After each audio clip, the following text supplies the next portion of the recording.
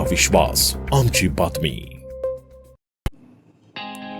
नाशिकमध्ये कुटुंबाच्या प्रेमाची आणि धैर्याची हृदयस्पर्शी कहाणी समोर आली आहे. 19 वर्षाच्या मुलानं आपल्या 44 वर्षाच्या वडिलांचे प्राण वाचवण्यासाठी स्वतःच्या यकृताचा म्हणजेच लिव्हरचा एक भाग दान केला.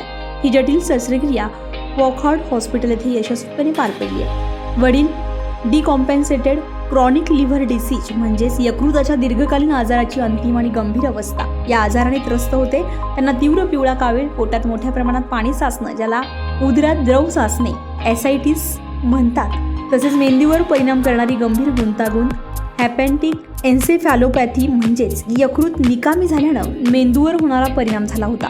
रुग्णाची प्रकृती दिवसेंदिवस खालावत होती. पोट फुगणे, त्वचा आणि डोळे पिवळे होणे, अशक्तपणा आणि गोंधळ वाढत होता. औषधोपचार करूनही यकृताचं कार्य सुधारत नव्हतं. अखेरीस यकृत प्रत्यारोपण म्हणजेच आजारी यकृत काढून त्याऐवजी निरोगी यकृताचा भाग बसवणे हाच एकमेव जीवनरक्षक पर्याय उरला होता. सखोल वैद्यकीय तपासणी आणि समुपदेशनानंतर मुलगा यकृत दानासाठी पूर्णपणे योग्य असल्याचं स्पष्ट झालंय. शस्त्रक्रियेदरम्यान दात्याकडून यकृताचा एक भाग सुरक्षितपणे काढून तो वडिलांच्या शरीरात प्रत्यारोपित करण्यात आलाय. ही संपूर्ण शस्त्रक्रिया डॉक्टर स्वप्नील शर्मा, लिव्हर प्रत्यारोपण आणि पोटाच्या शस्त्रक्रियांचे तज्ज्ञ यांच्या नेतृत्वाखाली पार पडली आहे. शस्त्रक्रियेनंतर दोघांनाही विशेष यकृत प्रत्यारोपण अतिदक्षता विभागामध्ये म्हणजेच ICU दक्षतेनं निरीक्षणाखाली ठेवण्यात आलेलं आहे.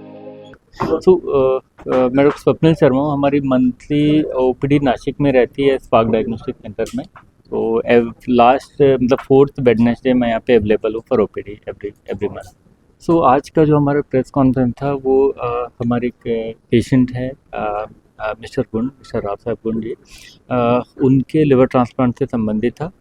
उनका लिवर सिरोसिस था, डिकम्पनसेटेड लिवर सिरोसिस, जिसकी वजह से लिवर काफ़ी हद तक डैमेज हो गया था, लिवर काफ़ी हद तक ख़राब हो गया था.